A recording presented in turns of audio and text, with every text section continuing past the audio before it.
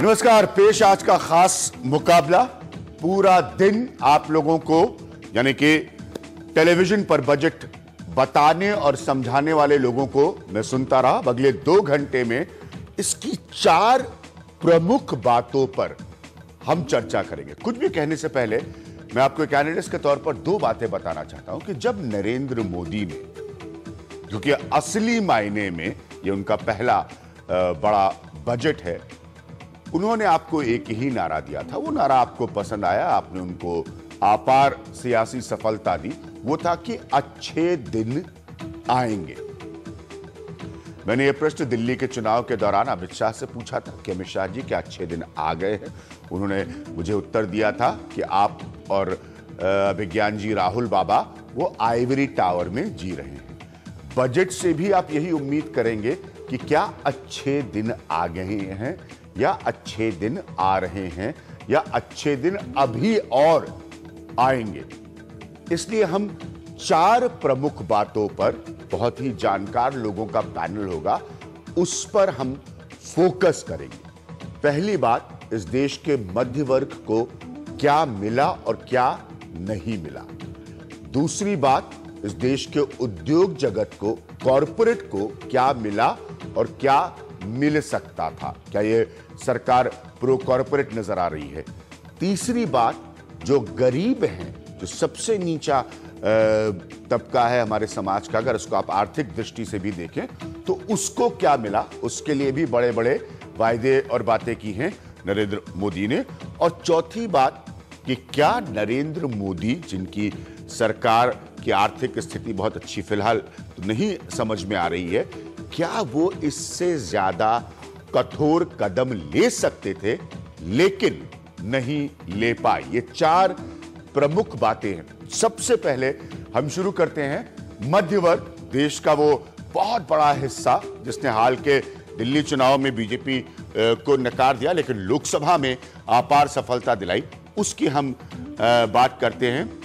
Income tax के slab में कोई बदलाव नहीं है।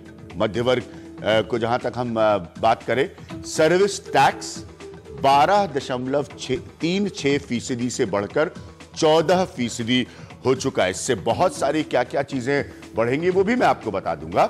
सर्विस टैक्स बढ़ने से रोजमर्रा की जो आपकी और हमारी जरूरत है की चीजें हैं वो महंगी पड़ेंगी।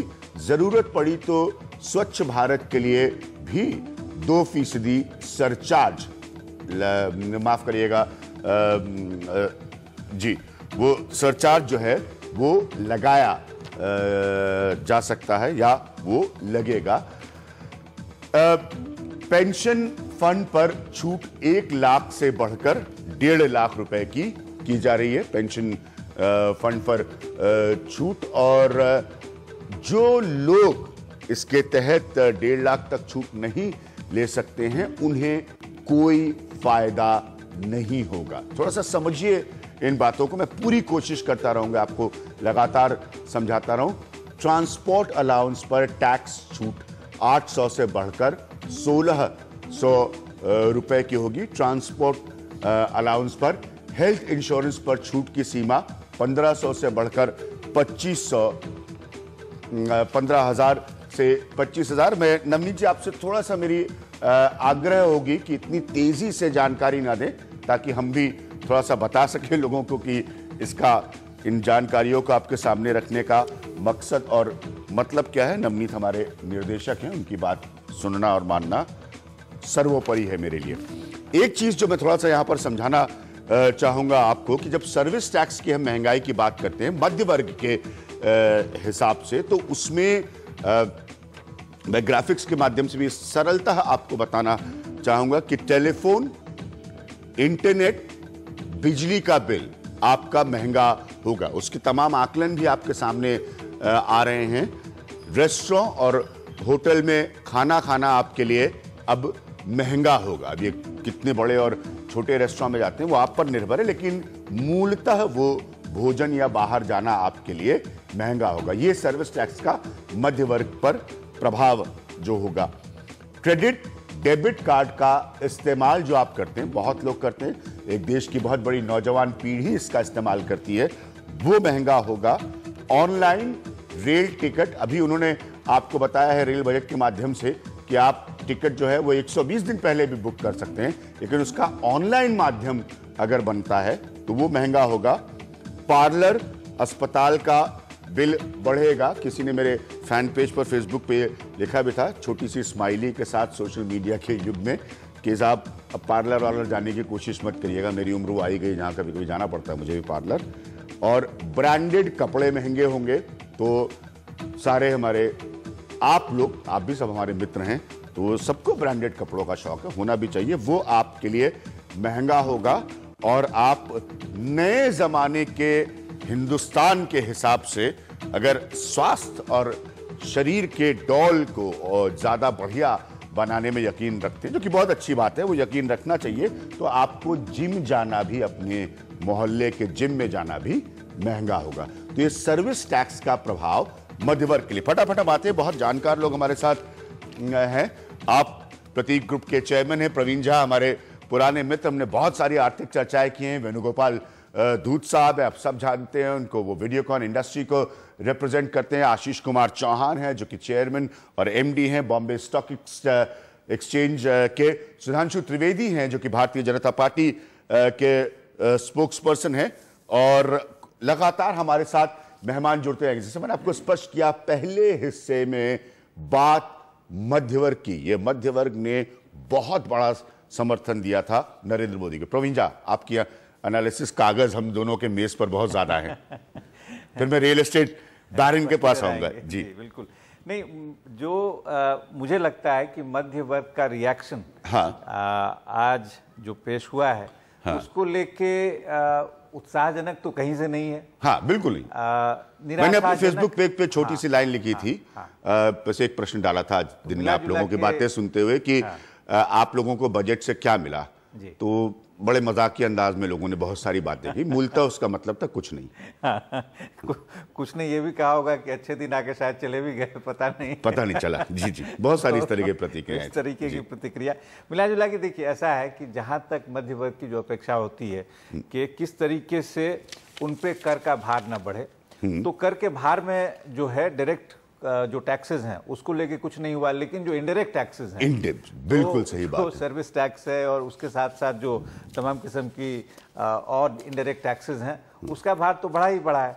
हाँ। तो खास करके जो बहुत धनाढ्य नहीं है मध्य वर्ग में भी, उनके लिए चिंता का विषय हो ही जाता है। हाँ, मध्य वर्ग में भी हमने देखा सामाजिक आकलन से आहिस्ता आहिस्ता इस मुल्क में एक अपर मिडिल क्लास है, एक सिर्फ मिडिल क्लास है, और एक लोअर मिडिल क्लास भी बन गया है। तो इसलिए मैं इन तीनों के आयाम को समझते हुए बात कर रहा हूँ। तो एक बहुत बड़ा तबका उसमें जो है वो शायद आशान्वित था कि कुछ उनके लिए होगा, लेकिन वो निराश होंगे जी। और जो एक दो चीजें हैं कि इंश्योरेंस में अगर आप कुछ पैसा डालेंगे, पेंशन में कुछ पैसा डालेंगे, तो उससे आपको कुछ छूट मिलेगी, लेकिन वो तो एक ऐसी एक हद तक, हाँ एक हद तक तो उसमें ये है कि वो पहले तो करने की स्थिति में हो, नंबर एक। नंबर दो, वो एक किस्म की फोर्स्ड सेविंग है। और आप ये भी एक प्रश्न पूछ सकते हैं कि क्या ये समाज और सरकार की व्यापक जिम्मेदारी नहीं है कि लोगों को पेंशन मिले जब सारी जिंदगी वो काम करते रहते हैं? तो अपने पेंशन का भी इंतजाम अगर आपको खुद ही करना पड़े तो एक तरीके से आप उसको उस दिशा में भी सोच सकते हैं कि हम 50-50 हजार रुपए हर साल डालते रहे तो मुझे कहीं, ठीक है, आप सरल तौर पर ये कह रहे हैं कि आपने सीधे मध्य वर्ग को टैक्स नहीं किया, लेकिन उसको टैक्स करने के और सारे, क्योंकि आपको पैसा कमाने की जरूरत और दिक्कत दोनों है सरकार को, आपने उसके कई सारे और माध्यम निकाल दिए। सर, आपके हिसाब से, क्योंकि अंततः जैसे मैंने कहा कि आज के सामाजिक आकलन में एक अपर मिडिल क्लास होता है, एक सिर्फ मिडिल क्लास होता है, एक लोअर मिडिल क्लास होता है, आप लोगों की इंडस्ट्री में भी उसका बहुत बड़ा रोल है, तो अब वो तो थोड़ी सी मेरे हिसाब से निराशा और घबराहट की स्थिति में होगा। देखिए, जैसे 6 महीने पहले जब इन्होंने पहला अपना बजट पेश किया था, इंटरिम बजट जब लेके आए थे जी, तो उस समय बहुत ज़्यादा इन्होंने रियल स्टेट के ऊपर ध्यान दिया था। हाँ। जैसे उन्होंने जो पहले उसको जो है होम लोन पे जो टैक्स का एग्जेम्पशन था 1.5 से उसको 2 लाख किया था, एक बार में 50,000 उन्होंने बढ़ाया था एक झटके के अंदर। वैसे ही 80C के अंदर उन्होंने 1 लाख से 1.5 लाख की छूट बढ़ाई थी। तो उन सब चीजों को देख के ऐसा लगा था कि रियल स्टेट की तरफ इस जैसे घर खरीदने का जो सर्विस टैक्स है वो भी बढ़ेगा। ये मूल बात है। थोड़ा सा आप लोगों को मैं पूरी कोशिश कर रहा हूं सरल करके समझाने की, तो इसको समझते रहिएगा। तो ऐसा लगा था कि रियल स्टेट की तरफ इस जो नई सरकार आई है इसका ध्यान है, पूरा विकास पर ध्यान है। और इनका नारा भी था विकास है।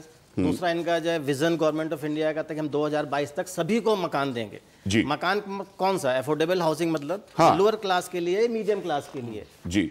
लेकिन और उसको देखते हुए हम लोगों को इस इंडस्ट्री को बहुत ज्यादा एक्सपेक्टेशंस थी, मीडियम क्लास लोगों को भी एक्सपेक्टेशंस थी कि होगा, लेकिन हो सकता है कि गवर्नमेंट, क्या वो एक्सपेक्टेशंस नहीं पूरी हुई हैं? वो एक्सपेक्टेशंस था कि और लिमिट बढ़ाई जाएगी, रियल स्टेट को और इंडस्ट्री का दर्जा दिया जाएगा, लेकिन ऐसा लगता है कि शायद अभी हम लोग बहुत हरी में। तो मध्य वर्ग का दबाव आपको महसूस होगा, मध्य वर्ग के कमजोर होने का। सर्विस टैक्स बढ़ाने की वजह से हर चीज महंगी होती है। देखिए कोई भी चीज होती है, कोई चीज, जब मकान सही बात है, चाहे आपका फ्लाइट का जाने आने का, वो तो ट्रिकल डाउन इफेक्ट जिसे अंग्रेजी में कहते हैं जी। तो अब मकान अफोर्डेबल हाउसिंग पे भी हम ये चाहते थे कि सर्विस टैक्स बढ़ाते, रेवेन्यू जनरेट करने की जरूरत है गवर्नमेंट ऑफ इंडिया को, उस पर रेवेन्यू उसके पास भी नहीं है, रेवेन्यू कुछ ना कुछ उसको करना पड़ेगा। लेकिन अगर सर्विस टैक्स बढ़ा रहे थे, हम घर की रियल एस्टेट की बात अगर हम खाली करते हैं, तो एक कैटेगरी डिफाइन करते कि इस कैटेगरी इतने लाख तक के मकान पे सर्विस टैक्स कम होगा या नहीं होगा, ठीक और है। उसको कंपनसेट करने जैसे आप कह रहे हैं कि पेंशन पे या आपके इंश्योरेंस पे इतने हिस्से तक की छूट है, उसको आप, और उसको कंपनसेट करने के लिए जो हायर लग्जरी मकान बन रहे हैं, मान लीजिए 1 करोड़ से ऊपर के मकान, उस पे सर्विस उस पे आप बढ़ा सकते थे, आपका बैलेंस हो सकता था उसके अंदर। ठीक है। वेणुगोपाल दूत साहब, अभी हम सिर्फ मध्य वर्ग की बात कर रहे हैं, आप लोग भी बहुत लोकप्रिय चीजें बनाते हैं जो मध्य वर्ग इस्तेमाल करता है। ये क्या मध्य वर्ग को दर्द दे देगा बजट? देखिए, मध्य वर्ग के लिए कुछ किया नहीं ऐसा नहीं कह सकते हैं। ठीक है। इंडस्ट्री को जो बढ़ावा मिला है वो उसके कारण मध्य वर्ग का ही फायदा होगा, काम उन्हीं को ही मिलेगा। दूसरा, आप कह रहे हैं कि सर्विस टैक्स मध्य वर्ग को देना होगा। आप एक बात ध्यान में रखिए, सर्विस टैक्स कोई कभी मैन्युफैक्चर्ड गुड पे नहीं लगता। जो भी सर्विस टैक्स मैन्युफैक्चर्ड गुड पे लगता है उसका क्रेडिट मिल जाता है। तो मैन्युफैक्चर्ड गुड के दाम सर्विस टैक्स के कारण नहीं बढ़ते। सर्विस टैक्स के कारण जो खाली सर्विस दी जाती है, डायरेक्ट सर्विस, वो बढ़ते हैं। मध्य वर्गों में कहीं सर्विस बहुत ज्यादा उपयोग नहीं होती है, एक मोबाइल फोन को छोड़ के दूसरी जगह कहीं ज्यादा सर्विस लगती नहीं है। और वो भी जो सर्विस टैक्स बढ़ने वाला है, काफी जो सर्विस प्रोवाइडर है वो इसको आधा तो एब्सॉर्ब भी कर देंगे, क्योंकि बढ़ा ही कितना है, खाली 1.64% ही बढ़ा है। पहले 12.36 था, अब 14 हुआ है। तो इसका भी कोई असर आने वाला नहीं है मध्य वर्ग पे। पर उनको इनकम टैक्स में अगर छूट नहीं दी गई है, पर फिर भी इनकम टैक्स में जो सेविंग का बताया है कि ज्यादा सेविंग करेंगे। मैं एक आपको अंदाजा दे दूं, किसी को अगर 10 लाख रुपए का इनकम है तो वो अगर सेविंग इंस्ट्रूमेंट में कुछ उसमें पैसे डाल देगा तो उसको खाली 60,000 रुपए टैक्स लगेगा।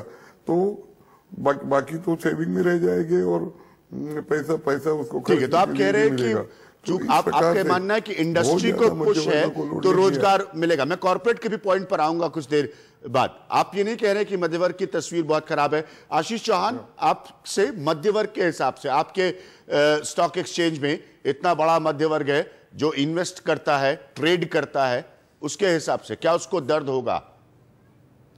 नहीं, अभी तो बेसिकली मेरा ऐसा मानना है कि जो भारत का ग्रोथ होगा, हाँ, तो हमारे जो निवेशक है वो भी खुश रहेंगे, क्योंकि जो ग्रोथ होगा तो इनकम बढ़ेगी कॉर्पोरेट्स की और उनको भी फायदा होगा। तो उनके जो दाम होते हैं शेयरों के वो भी ऊपर जाते हैं। कहने का मतलब है कि इफ़ यू सी बजट क्या होता है कि जो गवर्नमेंट कितना कमाती है उसके सामने कितना खर्चा करती है, और जो बाकी बच जाता है, सपोज अपने कमाई से अधिक खर्चा करती है तो उधार लेती है। तो गवर्नमेंट के पास बेसिकली एक मर्यादित फ्रेमवर्क होता है कि जिसके अंदर वो आपको या तो टैक्स कर सकती है या नहीं कर सकती है। तो उस हिसाब से देखे जाए तो इस बार गवर्नमेंट ने कोई टैक्स नहीं बढ़ाया है इंडिविजुअल्स के ऊपर। सिर्फ कंपनियों के जो सर्विस टैक्स और एक्साइज में हल्का सा बढ़ोतरी हुआ है, और उसके सामने कई जो चीजें हुई है in terms of the overall framework की, जो जॉब्स को बढ़ावा देती है, एम्प्लॉयमेंट को बढ़ावा देती है, स्किल क्रिएशन की बात चल रही है, एसएमईज को